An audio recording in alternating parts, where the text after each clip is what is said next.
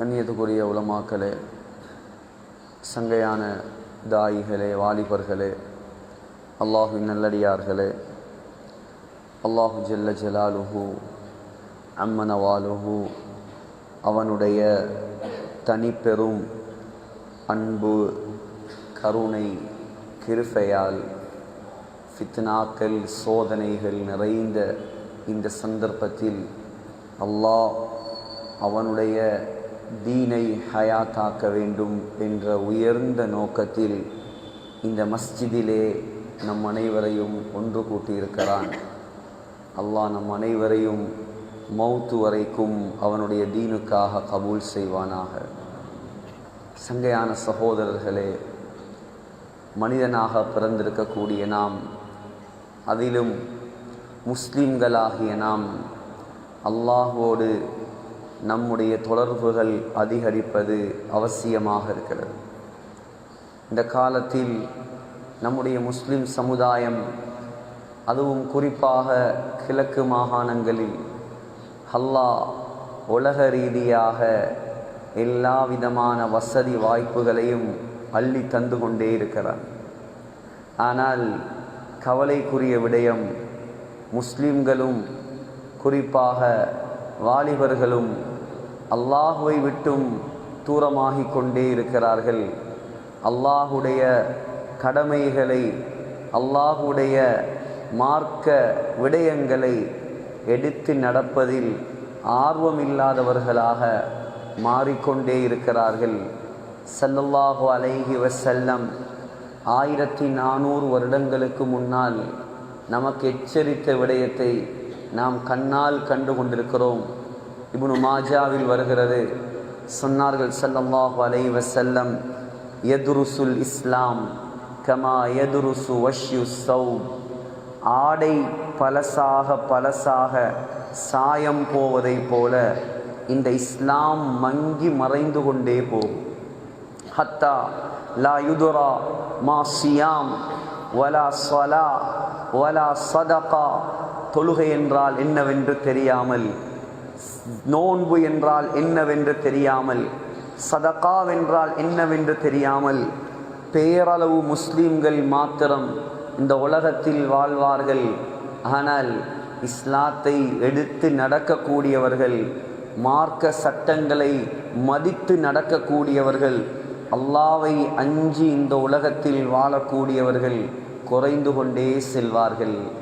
ஏன்? ஆகிரத்துடைய தேட்டம் இருக்காது, மறுமையுடைய தேட்டம் இருக்காது, கபரை பற்றிய பயம் இருக்காது, மௌத்துடைய வெறுப்பு வந்துவிடும். இதனால் உலகத்தில் நான் எப்படியாவது முன்னேற வேண்டும், உலகத்தில் அந்நியர்களைப் போல், மற்ற சமுதாயத்தை போல் மனோ இச்சைகளை பூர்த்தியாக்குவதற்கு ஹராமான வழிகளை என்றாலும் பரவாயில்லை, நான் அனுபவிக்க வேண்டும் என்ற நோக்கத்தில்தான் இந்த உலகத்தில் பெரும்பாலான முஸ்லீம்கள் வாழ்வார்கள். அல்லாஹ் அப்படியான முஸ்லீம்களை விட்டு நம்மளை பாதுகாப்பானார். கண்ணியமான சகோதரர்களே, மனிதர்களாக படைக்கப்பட்டவர்கள் முஸ்லீம்களாக இருக்கலாம், முஸ்லீம் அல்லாதவர்களாக இருக்கலாம். 5 விதமான வாழ்க்கைகளை ஒவ்வொருவரும் வாழ்ந்தே ஆக வேண்டும். 5 விதமான உலகங்கள்.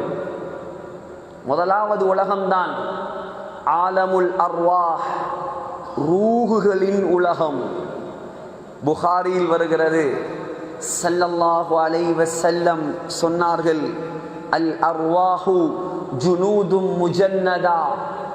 ஆலமுல் அர்வாஹில் ரூஹுகள் எல்லாம், நம்முடைய ரூஹ், இன்று உலகத்தில் வாழ்ந்து கொண்டிருப்பவர்கள், இதற்கு முன்னால் 7000 வருடங்களாக உலகத்தில் வாழ்ந்தவர்கள், உலகம் அழியும் வரைக்கும் வாழப் போகின்றவர்கள், அனைவருடைய ரூகையும் அல்லாஹ் அந்த உலகத்தில் படை பட்டாளமாக, கூட்டம் கூட்டமாக வைத்திருந்தார். சொன்னார்கள் ஸல்லல்லாஹு அலைஹி வஸல்லம், ஃபமா தஆரஃப மின்ஹ தலஃப வமா தனாக்கர மின்ஹு இஹ்தலஃப. சொன்னார்கள், அங்கே யார் ஒருவரை ஒருவர் சந்தித்து ரூகுகளாக இருக்கும் பொழுது அறிமுகமாகி அன்பு பாராட்டினார்களோ உலகத்தில் அவர்கள் எந்த மூலையில் இருந்தாலும் உலகத்திலும் அவர்கள் சந்திப்பார்கள், ஒருவரை ஒருவர் மஹப்பத் ஆகுவார்கள். பொத்துவில்ல வந்த அறிமுகம் நேற்று இன்று வந்ததல்ல. இது ஆலமுல் அருவாகல சந்திச்சாக்களை தான் நான் இந்த மாசம் பொத்துவில்ல சந்திச்சிருக்கேன். யாரெல்லாம் முகப்பத்தாகி எங்களோடு வந்து கொண்டிருக்கிறார்களோ இவர்கள் எல்லாம் இங்கே வந்த மஹப்பத் அல்ல, இவர்கள் ரூகுகளாக இருக்கும் பொழுது அங்கே சந்தித்திருக்கிறார்கள். இது புகாரி சொன்னாங்க ஸல்லல்லாஹு அலைஹி வஸல்லம். அந்த உலகத்தில், ரூகுகளுடைய உலகத்தில் யாரெல்லாம் அங்க அறிமுகம் இல்லாம வாழ்ந்தானோ இங்க வந்தாலும் ஒத்தனுக்கு ஒத்தன் முட்டி மோதி சண்டை பிடிப்பானா. இங்க சிலாக்களுக்கு ஒத்து போறல, அந்த ஒத்து போகாதாக்கள் அங்க ஒத்து போகாதாக்களுக்கு தான் இங்க ஒத்து போறது. அங்கே சண்டை, இங்க வந்த சண்டை இல்ல, ஆலமுல் அருவாகல வந்த சண்டை. துனியால மனுஷனா பிறந்ததுக்கு பின்னாலேயும் இங்கேயும் சண்டை. இது முதலாவது உலகம். இரண்டாவது உலகம்தான் சொன்னார்கள் ஸல்லல்லாஹு அலைஹி வஸல்லம், ஆலமுல் அர்ஹாம், வூம், தாயுடைய கற்பறை உலகம். அது ஒரு தனி வாழ்க்கை, தனி வாழ்க்கை. 40 நாட்கள் இந்திரிய துளி, 40 நாட்கள் இரத்த கட்டி, 40 நாட்கள் சதை கட்டி, அதற்கு பின்னால் தான் அல்லாஹ் ரூஹை ஊதுகிறான். சொன்னார்கள் ஸல்லல்லாஹு அலைஹி வஸல்லம், சஹீஹ் முஸ்லிமில் வருகிறது, அந்த உலகத்தில் தான் தாயுடைய வயிற்றில் இருக்கும் பொழுதுதான் அல்லாஹ் ஏற்கனவே முடிவு செய்த 4 விடயங்களை எழுதுமாறு ஒரு மலக்கை அனுப்பி வைக்கிறான். முதலாவது பிகத்பி ரிஸ்கிஹி வ அமலிஹி வ அஜலிஹி வ ஷகிய்யுன் அம் சஈத். முதலாவது ரிஸ்க். உலகத்தில் உங்களோட வாழ்வாதாரம், உங்களோட தொழில், நீங்க என்ன சாப்பிடுவீங்க, எங்கே சாப்பிடுவீங்க, என்னென்ன வகையான சாப்பாடு, என்னென்ன வகையான வீடு வாசல் தொழில் துறவு அனைத்தையும் அல்லாஹ் முதலாவதாக முடிவு செய்கிறான். இரண்டாவது வ அஜலிஹி, எவ்வளோ காலம் உலகத்தில் வாழுவாய், எவ்வளோ காலம். இதெல்லாம் யோசிச்சா நாங்க ஒரு நாளும் அல்லாவுக்கு மாற்றம் செய்ய மாட்டோம். என்ன நம்மட ஆக்கள் நினைக்கிறது இங்க இங்க மாஷா அல்லாஹ் பொத்துவில்ல 100 ஏக்கர் காணி இருக்குது, அவர் சொர்க்கவாதி, இவர் சர்டிபிகேட் கொடுத்துருவார். பொத்துவில்ல பெரிய பொப்யூலர் அவர் தான், பொத்துவில்ல பெரிய பில்லியனர் அவர் தான், பொத்துவில்ல நிறைய சப்போர்ட்டுகள் உள்ளவர் அவர் தான். இதால யாராலையும் சொர்க்கம் போகிறார். அல்லாஹ் முடிவு செய்து விட்டான். தாயுடைய வயிற்றில் இருக்கும் பொழுது அல்லாஹ் மலக்கை அனுப்பி சீலடித்து விட்டான். நீ என்ன ரிஸ்க், நீ எவ்வளவு காலம் வாழுவாய், 50, 60, 20 அல்லது பிறந்த உடனே மையத்தா, அல்லாஹ் முடிவு செய்து விட்டான். மூணாவது சொன்னார்கள் ஸல்லல்லாஹு அலைஹி வஸல்லம், வ அமலிஹி, என்ன அமல் செய்வாய், நல்லமல் செய்வாயா, பாவம் செய்வாயா, ரெண்டையும் கலந்து செய்வாயா, அல்லாவுக்கு பொருத்தமான செயல் அதிகமா, அல்லாவுக்கு மாற்றமான செயல் அதிகமா, இதையும் அல்லாஹ் எழுதிவிட்டான். நாலாவது, இப்ப சிலாக்களுக்கு யோசனை ஒன்று வரும், அதே யோசனை சஹாபாக்களுக்கு வந்துச்சு.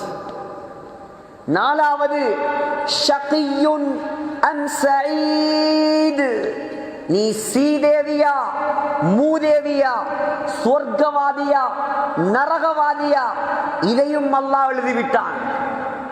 உடனே சஹாபாக்கள் கேட்டார்கள், கொஞ்சம் சிந்திங்க. உடனே கேட்டார்கள் சஹாபாக்கள், ஃபலிம நஅமல் யா ரசூலல்லாஹ், அல்லாஹ் சொர்க்கவாதியா நரகவாதியான்னு எழுதி முடிச்சுட்டானா? எழுதி முடிச்சுட்டான். அவனுக்கு தெரியும் தானே நாங்கள் சொர்க்கம் போறாக்கலாம் நரகம் போறாக்கலாம். சஹாபாக்கள் கேட்டாங்க, அப்ப நாங்க ஏன் அநியாயமா அமல் செஞ்சு கஷ்டப்படுவோம்? அல்லாஹ் தான் எழுதிட்டாரு. அவங்க எல்லாம் சொர்க்கவாதின்னு அவங்களுக்கு தெரியும். வகுல்லன் வஅதல்லாஹுல் ஹுஸ்னா. சஹாபாக்கள் அனைவரும் சொர்க்கவாதிகள். அவங்களுக்கு பயம் வந்துச்சு, நமக்கு பயம் இல்லை. அவங்க பயந்தாங்க, நான் சொர்க்கவாதியோ நரகவாதியோ, அல்லாஹ் என்னை பிடிப்பானோ, அல்லாஹ் என்னை தண்டிப்பானோ. அவங்க பயந்தாங்க. நம்மளோட நிலைமை நமக்கு தெரியாது. நாங்க என்னமோ சொர்க்கத்துடைய சர்டிபிகேட் கையில தந்த மாதிரி ஜொலியா சுத்துறோம். சகோதரர்களே, பயந்து பயந்து வைக்க வேண்டும் ஒவ்வொரு எட்டுகளையும். சொன்னாங்க, ஏன் யா ரசூலல்லாஹ், நாங்க கஷ்டப்பட்டு அமல் செஞ்சு தொழுகிறது, வணங்குறது, இபாதத் செய்யறது, நாங்க சொர்க்கம் போறதுக்கு தானே. ஏன் அப்ப நாங்க அமல் செய்யணும்? அல்லாஹ் நரகவாதியா சொர்க்கவாதியா எழுதி முடிச்சுட்டானே. சொன்னாங்க, இல்ல, அப்படி அமல் செய்யாமல் இருந்து விடாதீர்கள். இஅமலு, நல்லமல் செய்து கொண்டே இருங்கள். குல்லுன் முயஸ்ஸருன் லிமா குலிக லஹ். நீ சொர்க்கவாதியாக இருந்தால் நல்லமல் செய்வது உனக்கு இன்பமாக இருக்கும். நீ நரகவாதியாக இருந்தால் பாவம் செய்வது உனக்கு இன்பமாக இருக்கும். என்ன நான் கேட்டா சரி, உங்களை நீங்க கேளு. என்ன நான் கேட்கிறேன், ஒரு அந்நிய பெண் போகும்போது ஹராமான பார்வை, ஸல்லல்லாஹு அலைஹி வஸல்லம் சொன்னார்கள், அல் ஐனானி தஸ்னியான், ரெண்டு கண்களும் செய்யும் விபச்சாரம். ஒரு அந்நிய பெண்ணை பார்த்து ரசிப்பது, அது செம்போல் இருக்கிற பொம்பளையா இருந்தாலும் சரிதான். செம்போல் இருக்கிற பொம்பளை, டயலாக் காட்டுல வார பொம்பளை, உடுப்பு கடையில் இருக்கிற பொம்பளை, பொம்மையில் இருக்கிற பொம்பளை, எதுவும் விதிவிலக்கல்ல. நீங்க யோசிங்க, அவளை பார்த்து ரசிக்கிறது இன்பமா அல்லது அல்லாஹ்வுடைய பயத்தால் பார்வையை தாழ்த்துவது இன்பமா? நீங்க முடிவெடுங்க, நான் முடிவெடுக்கிறேன். பயங்கரம் சகோதரர்களை, எச்சரிக்க வேண்டும். நாம் எச்சரிக்கையாக வாழ வேண்டும். இந்த உலகத்தில் லேசான வாழ்க்கை அல்ல இது, லேசான வாழ்க்கை அல்ல. சிந்தியுங்கள். சுபகுடைய நேரம் அதான் ஒலிக்கும் பொழுது எழுந்து பள்ளிக்கு செல்வது இன்பமா அல்லது இழுத்து போத்தி கொண்டு படுப்பது இன்பமா?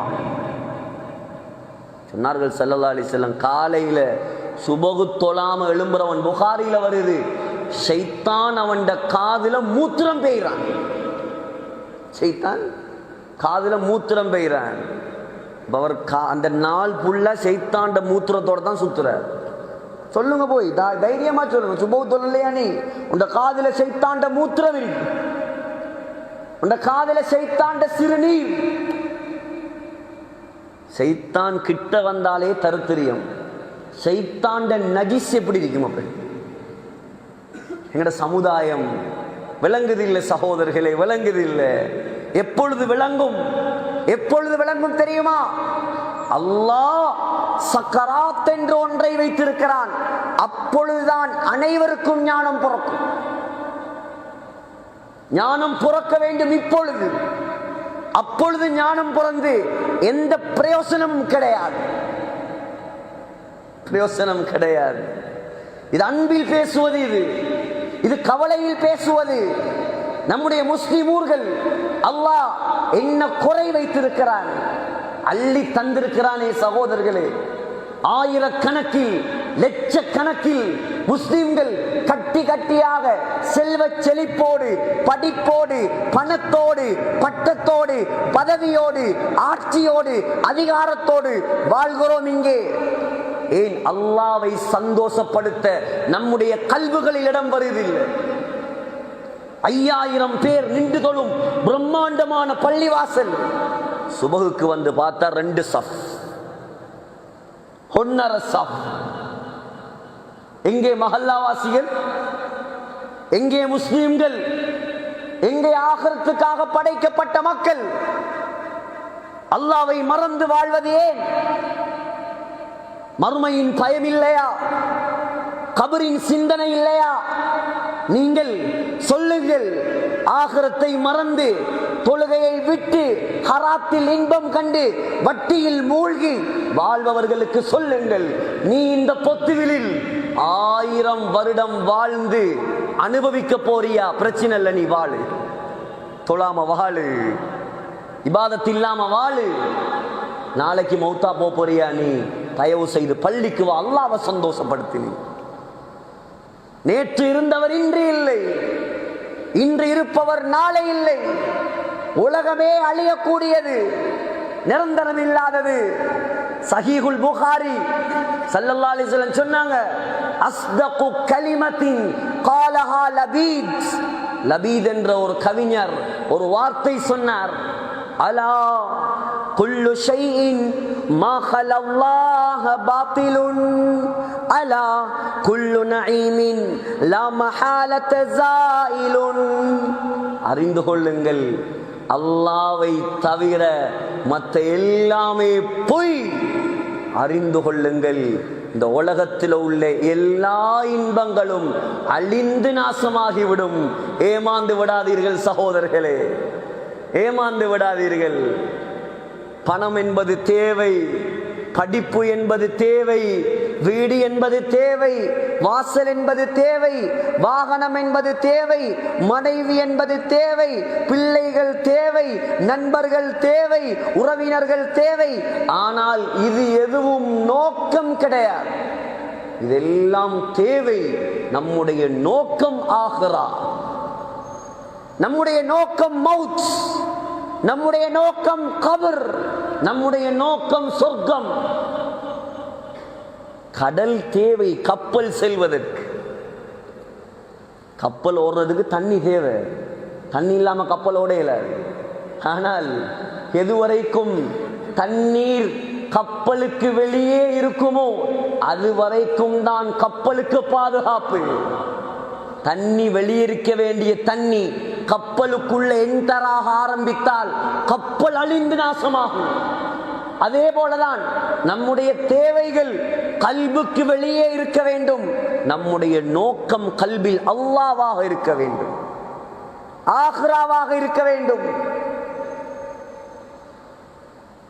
சொன்னார்கள், நீ பாவியாக இருந்தால், நீ நரகவாதியாக இருந்தால், நரகத்துடைய செயல்களை செய்வது உனக்கு இன்பமாக இருக்கும், அதில வழிதான் வழங்கும். எவ்வளோ உலமாக்கள் கத்தினாலும், எவ்வளவுதான் தர்பியத் செய்தாலும், நீ மறைந்து மறைந்து பராத்தை செய்வாய்.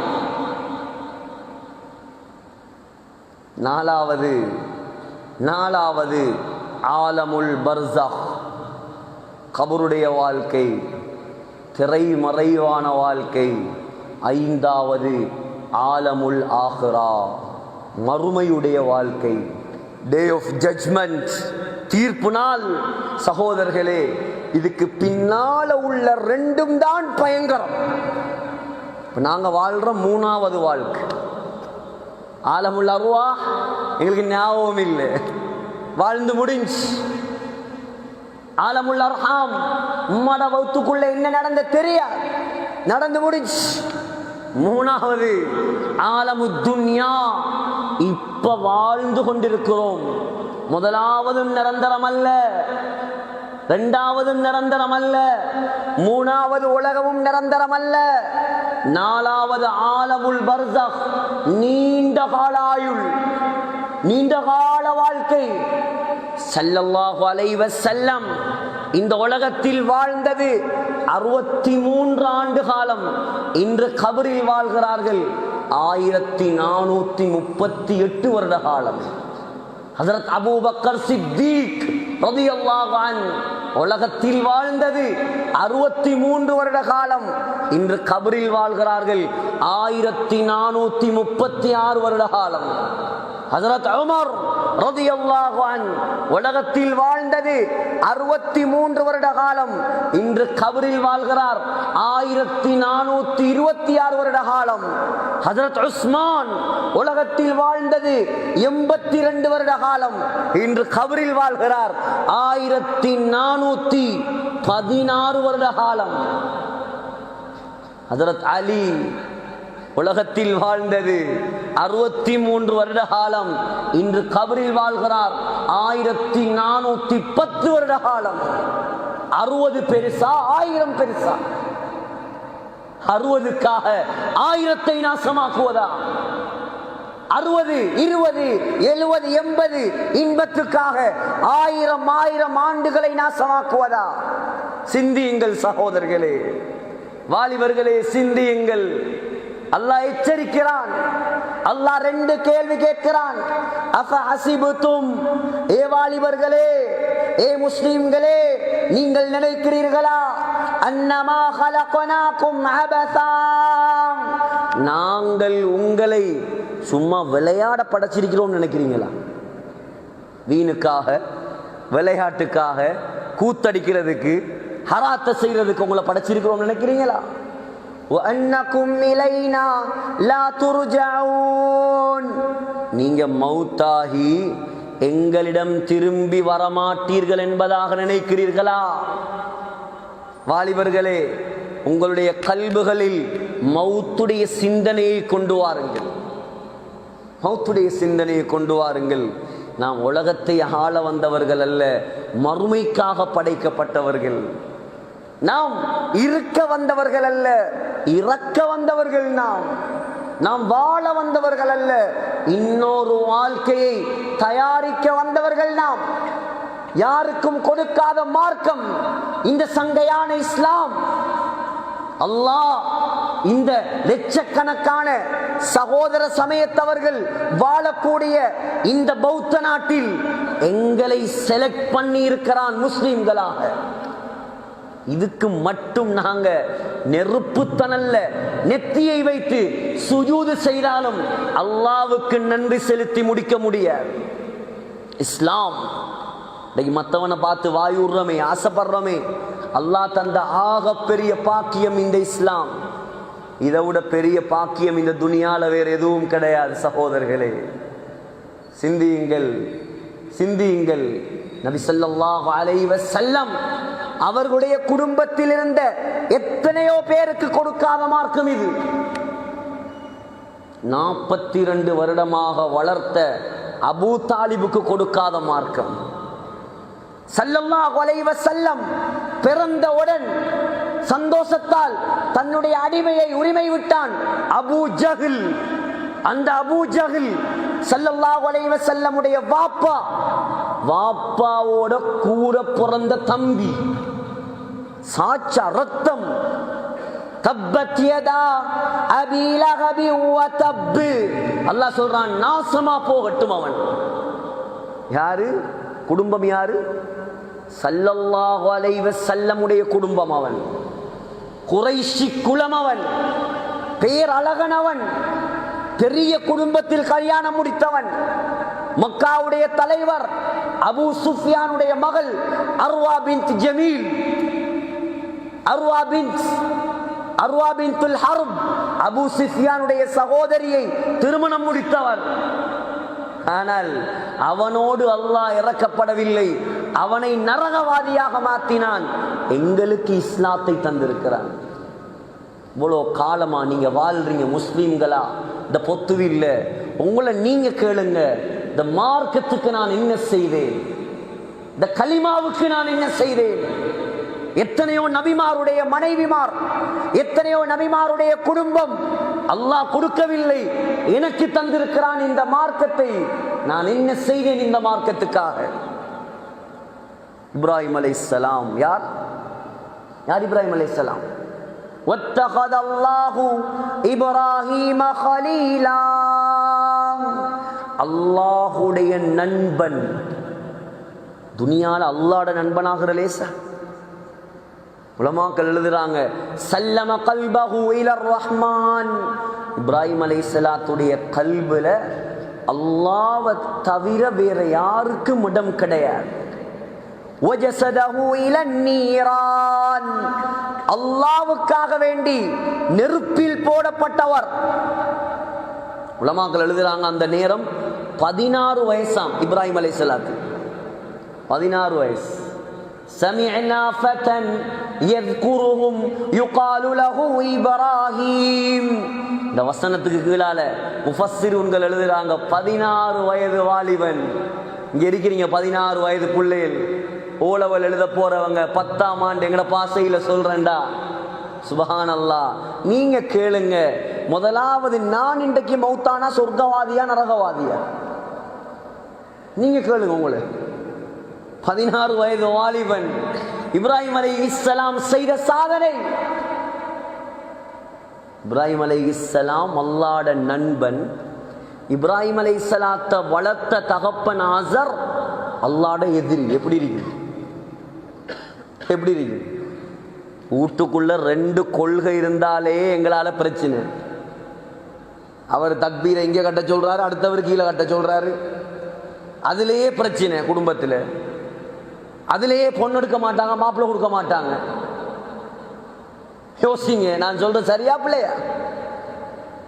மகன், வளர்த்த மகன் அல்லாஹ்வுடைய நண்பன், வளர்த்தவர் ஆசர் அல்லாஹ்வுடைய எதிரி. அதுவும் சாதாரண எதிரி அல்ல, சிலைகளை செய்து வியாபாரம் செய்யும் எதிரி. எப்படி இருக்கு? பாப்பட தொழில், வளர்ப்பு தகப்பண்ட தொழிலே என்ன தெரியுமா? சிலை வியாபாரி. இப்ராஹிம் அலைஹிஸ்ஸலாம் தகப்பனுக்கு செய்த பயான் அல்லாஹ் சூரா மரியம்ல சொல்ற, யா அபதி, என்னுடைய அருமை தந்தையே, லிம தஅபுது மா லா யஸ்மஉ வலா யுப்சிரு வலா யுக்னி அன்க ஷைஆ. கேட்பதற்கு சக்தி இல்லாத, பார்ப்பதற்கு சக்தி இல்லாத, எந்த பிரயோசனத்தையும் தராத இந்த சிலைகளை ஏன் வணங்குகிறீர்கள்? யா அபதி இன்னி கத் ஜாஅனி மினல் இல்மி மா லம் யஅதிக ஃபத்தபிஅனி அஹ்திக ஸிராத்தன் ஸவிய்யா.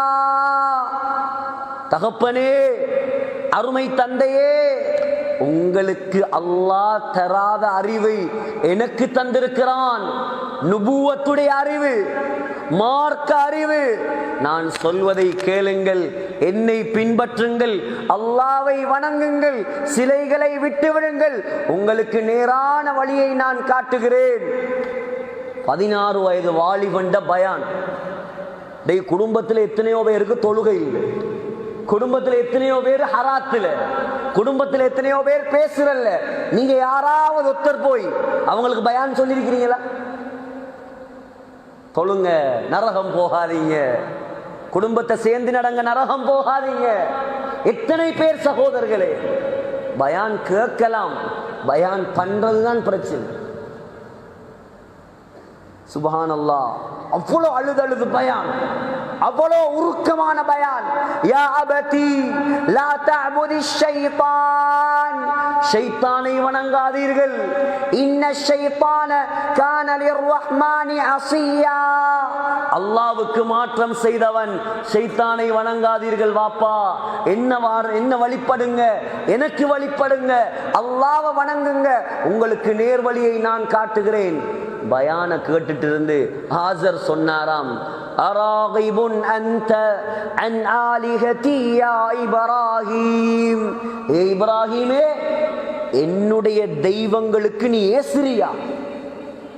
எந்த கடவுள்களுக்கு நீ ஏசுறியா? லஇல்லம் தன்தஹி, உண்ட இந்த தஅவாவுடைய பணியை நீ நிப்பாட்டவில்லை என்றால் லஅர்ஜுமன்னக், புள்ள என்றும் பார்க்காம உன்னை கல்லால் அடிச்சு நான் கொல்லுவேன். வஹ்ஜுர்னி மலியா, உனக்கும் எனக்கும் இனிமேல் எந்த சம்பந்தமும் இல்லை, என்னோட பேச்சுவார்த்தையும் இருக்கப்படாது, போவழி. யோசிச்சு பாருங்க, 16 வயசு பொடியன ஊட்ட விட்டு திரத்தி விட்டா எங்க போவான்? எங்க போவான்? இப்ராஹிம் அலைஹிஸ்ஸலாம் பார்த்தாங்க, பெத்தவனா படைத்தவனா? பெத்தவனா படைத்தவனா? பெத்தவன் முக்கியம் அல்ல, படைத்தவன் தான் முக்கியம். பெத்தவனாண்டும் அது பிரச்சனை, வளர்த்த ஆளாக்கியவரா அல்லது படைத்தவனா? படைத்த ரப்பு தான் முக்கியம். உடனே வழியாகி நாங்க வீட்டை விட்டு. அல்லாஹ் கொடுத்த கிஃப்ட் என்ன தெரியுமா? நீ எனக்காக உன்னை வளர்த்த தகப்பனை நீ உட்டியா இப்ராஹிம், இதற்கு பின்னால் உனக்கு பெயர் அபுல் அம்பியா, நபிமார்களுக்கெல்லாம் தகப்பன் நீதான். இப்ராஹிம் அலைஹிஸ்ஸலாத்துக்கு 2 பிள்ளைகள். ஒன்று இஸ்மாயில் அலைஹிஸ்ஸலாம், இரண்டாவது இஸ்ஹாக் அலைஹிஸ்ஸலாம். ஹஜரத் இப்ராஹிம் அலைஹிஸ்ஸலாம் ஒரு நபி, ஹஜரத் இஸ்ஹாக் அலைஹிஸ்ஸலாம் ஒரு நபி, அவருடைய மகன் யாக்கூப் அலைஹிஸ்ஸலாம் ஒரு நபி, அவருடைய மகன் யூசுப் அலைஹிஸ்ஸலாம் ஒரு நபி. பனு இஸ்ராயீல்ல வந்த 70,000 நபிமார் இந்த பரம்பரையில வந்தார்கள்.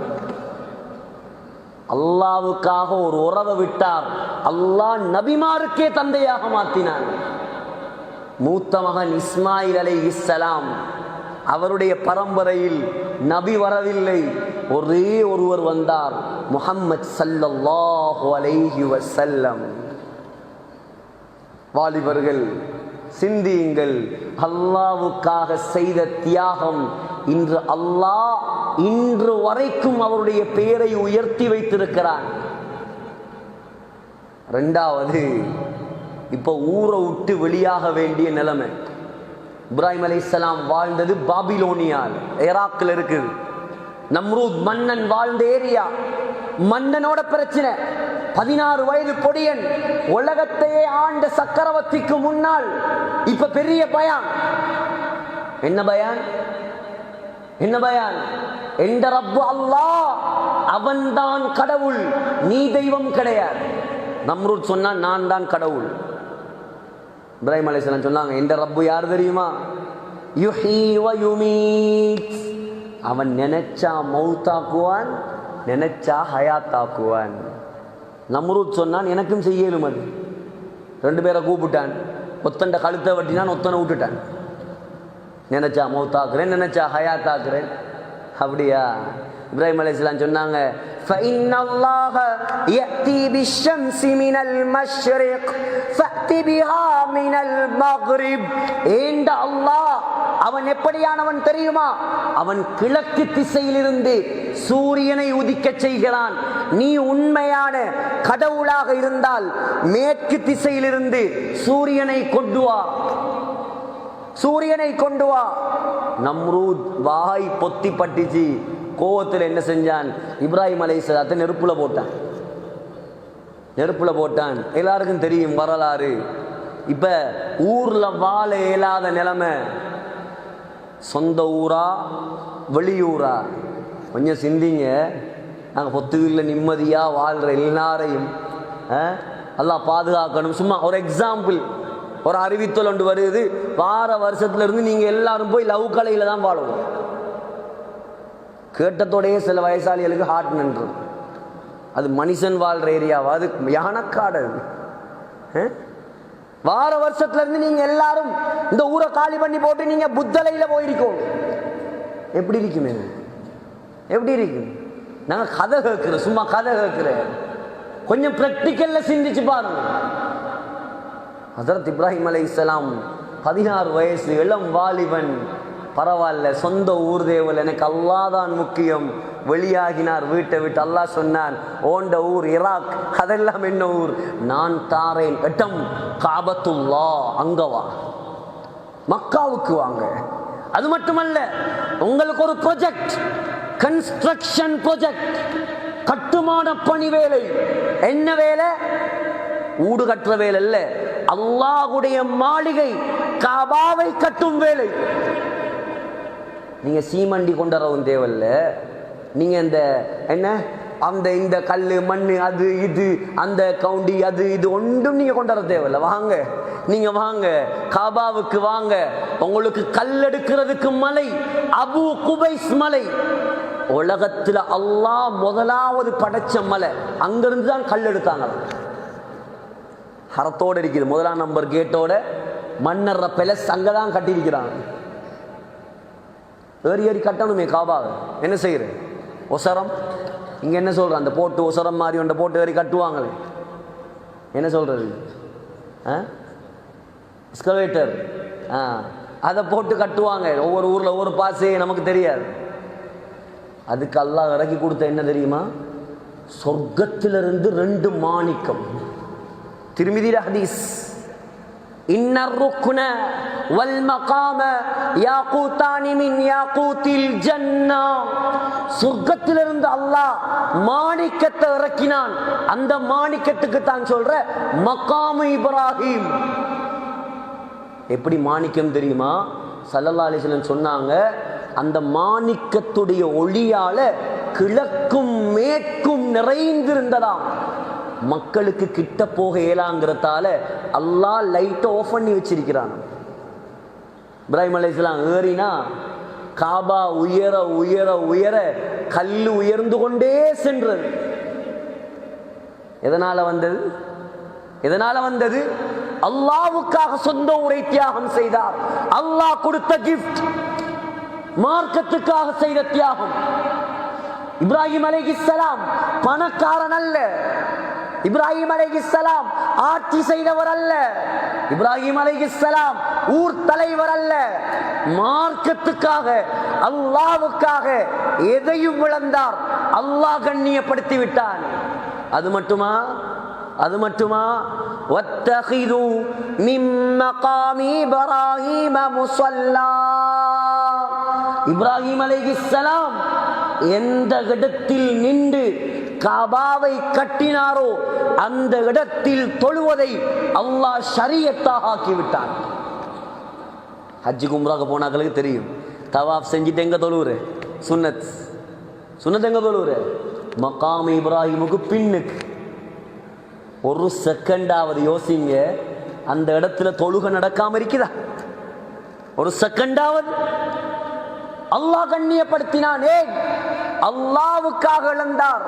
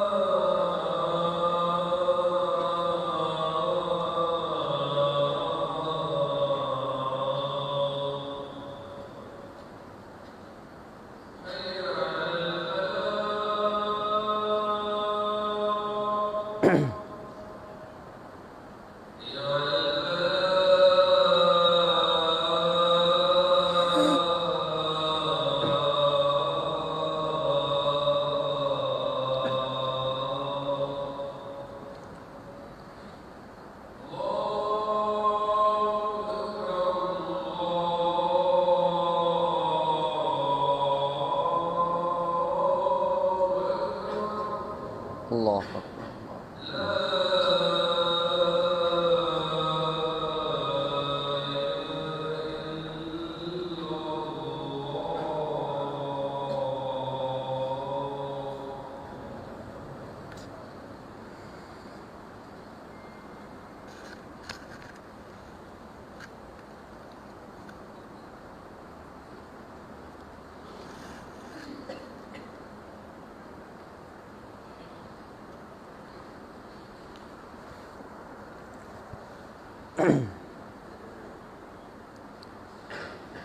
ஆகையால்